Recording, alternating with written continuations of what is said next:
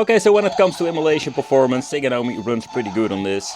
Of course, depending on what kind of game you're actually going to be playing, two-dimensional games are not that demanding, of course, compared with, let's say, the 3D games. But it's absolutely just great to see where we're coming from when it comes to these devices.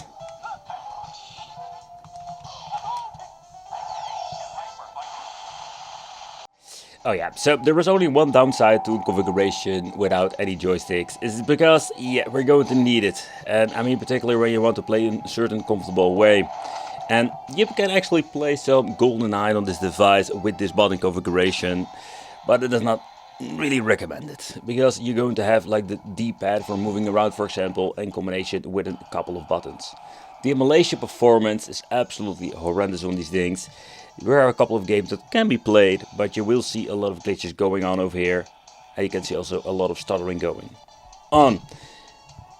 It's still playable. You can just see that I need to navigate with the buttons at the side and the D-pad. I wanted to say it's going to be very horrible. But another system I just love to check out is some PlayStation Portable. And here we will find an overall mixed performance. Take note, it's going to be an original resolution with no frameskip enabled, but performance itself is so much improved compared with all the other handshelds we've checked out here on the channel. You can just see that the stutters and the dips down, so we can implement frameskip for a slightly overall better experience.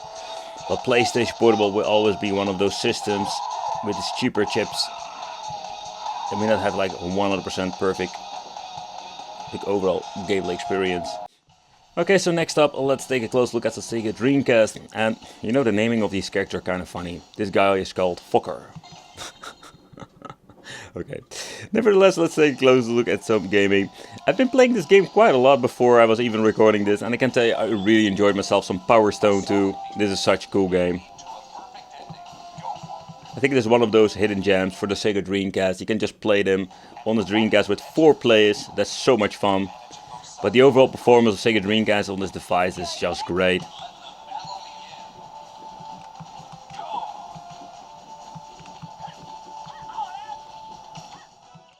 Another system that will be playing very nice on this is going to be the PlayStation 1.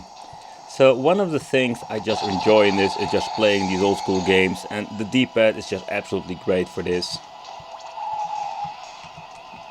Let's check out if they have mapped everything like it should be. Yep, there we go. And also the form factor of the device itself makes it a very comfortable play. Now, this is actually one of those games that you're needing the shoulder buttons a lot for switching out between games. If you need to shoot.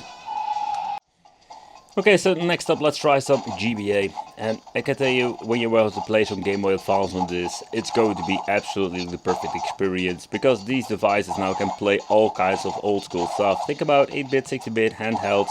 Without any problem, you can just play them. So that's absolutely great. They also implemented a bezel with this particular one, with the Game Boy Advance. I think it's not the prettiest one, but yeah, I'm just going to be leaving it there. But do you really need to buy an expensive device like this for some old school 16-bit? No, not really.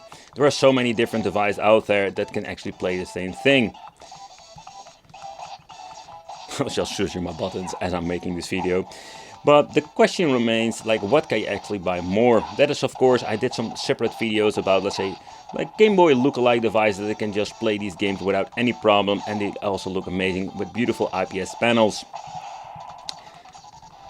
With this overflow of devices, there are many different devices that could actually play this. Of course, the D-pad and the way how it is configured, yeah, that works perfect for this too. It's an absolutely great addition.